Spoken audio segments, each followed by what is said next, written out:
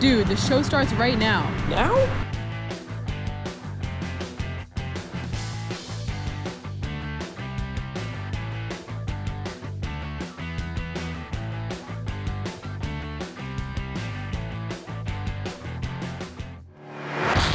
And your Temple!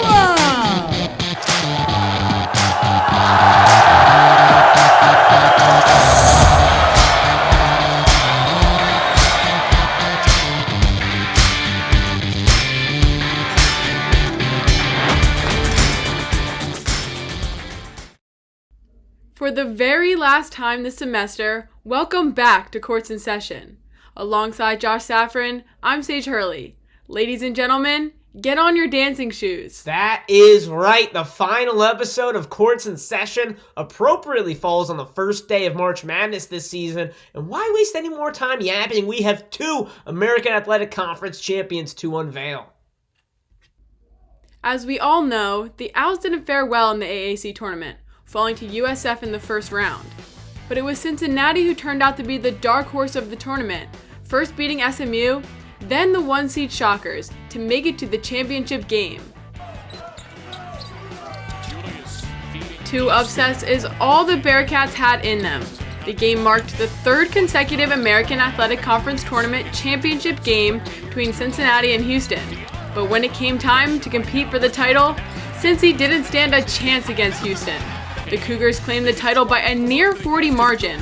Final score, 91-54. Unlike the men's tournament, the ladies were all chalk. Aside from a first round 9 seed over an 8 seed, there were no upsets this year in the women's AAC tourney, which set up a Sunshine State showdown between first seeded South Florida against second seeded Central Florida. UCF looked like they were playing catch-up all season, sitting in second place behind the Bulls. And that was the story of this championship game. USF jumped out to the early lead, added on it, and never looked back. The Bulls were led by their two guards, Elena Chinecki, who scored 23, and Sydney Harvey, who finished with 22. The championship win, USF gets the automatic bid, but both of these teams will be playing in the postseason. USF received an 8 seed and will be playing Washington State, while the loser UCF received a 10 seed and will be taking on Northwestern in the tournament's first round. Now to Temple, and a look back. Records are meant to be broken, and Mia Davis did just that all season long. In her senior campaign, she became Temple's all-time leader in made free throws and moved up to third in program history in both points scored and rebounds. It's hard to believe it, but she had a close second on the leaderboard. Freshman Jaisha Clinton came in at second in points scored with 317, thanks to her constant effort from beyond the arc. Clinton sits high above the rest in made and attempted three-pointers. She made 43 of her 132. Sophomore Asana Alexander did her part in bringing those plays to life with 108 assists. Defense wins basketball games, and Alexander and Alexa Williamson provided balance for the sharpshooters with control over the defensive end. They finished with 25 and 26 blocks on the season, respectively. Now for the men, the age-old cliche, your best ability is your availability. And in a COVID year, that's certainly rung true. The man who played most minutes was the new kid on the block, Jeremiah Williams, who saw 522 minutes on the hardwood this year. Williams also led the team in assists with 65 and steals with 19. Butler transfer Caleb Battle led the team in points per game with 15, but it was Damian Dunn who racked up the highest point total, finishing the season with 176. Jake Forrester brought down the most boards on the team with 102, but interestingly enough, tied in rebounds per game with the guard, Caleb Battle. Both players finished the year with 6.4 rebounds per game. This year of COVID has thrown a lot of oddities at every team. Aside from the fans not being in the stands, one of the most interesting factors of this COVID season is the extra year of eligibility granted to athletes who played a winter sport in 2021. Yes, several Owls have already announced they will put that extra year of eligibility to use. For the women's team, none other than Mia Davis will come back for a final season with the Owls. For the men, that extra year doesn't mean returning players. This week, JP Mormon announced that he will be entering the transfer portal, hoping to end his college basketball career elsewhere. As for the rest of the seniors, their future with the Owls is still unclear. Josh and I are used to playing the judge, but this week, we're getting out the grade books. 11 wins, 11 losses, that's 50%. but I'll give Coach Cardozo some grace. She earns a B in my book. COVID postponements and cancellations makes me think, what could have been? But I know this for sure. Young players got meaningful minutes this season, and she's bringing back her star. Despite the overwhelmingly average record, Cardozo has set her team up for success next season, gaining her some extra credit. Let's not sugarcoat things. This was an extremely rough year for the men. There's no way you can put the onus on Aaron McKie. Obviously, everyone is dealing with COVID, but it felt as if Temple got hit worse than anyone in this conference. He's not getting a pass for the 5-11 record, but he's getting a pass on the season. Coach McKie earns a C+ for me because of development and recruiting. It's clear that the young guards on this team have tremendous upside, and I'm extremely excited to see what new recruit Zach Hicks brings to the table next season. It's time to hand out our end of the year accolades. Without further ado, here are our picks.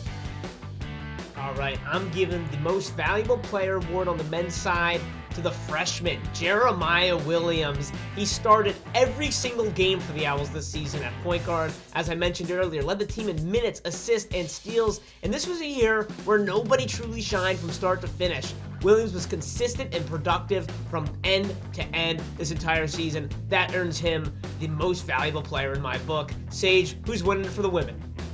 You can ask just about anyone who has ever tuned into a women's basketball game this season, and you'll likely get the same answer. Mia Davis is the unanimous MVP.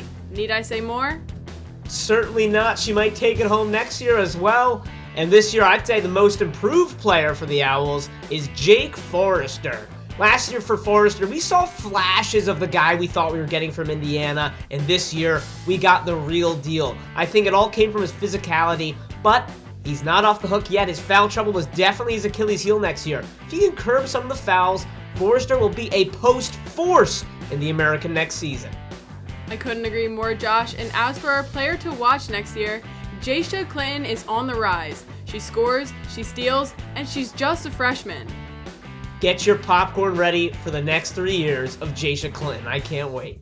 It's not about how you start March, but how you perform heading into the tourney, and it appears Hurley Saffron LLC is closing out red hot. The people seem to be outraged that Jeremiah Williams was left off the all-conference freshman team in our final judge and jury segment from last week. Yes, we're retiring our gavels and ending our tenure in law on a win. It's getting to be that time. Adieu, adieu. Parting is a sweet sorrow. And while we're turning the page on both basketball seasons and courts in session, we still have 11, yes, 11 Temple sports teams in action just this month. If you want all that coverage and more, catch the Sports Brief on Mondays, Adam and Brooklyn doing their thing with Owl Access Pass on Tuesdays. Now that courts in session is over, you can see Sage and me on Owl Sports Update on Thursdays. Yes, we do know how to talk about more than just basketball, and we'll be doing just that real soon. No fans, no desk, no bright lights, no problem. Thank you so much to everyone who made this show possible in the craziest year we'll ever see. And wait, Josh, I think we have a few more awards to hand out. The first one goes out to the best rundown creator in the game, our own personal hype man, a lover of raking leaves, and one half of our elite first-time producer duo, Bella Diamore.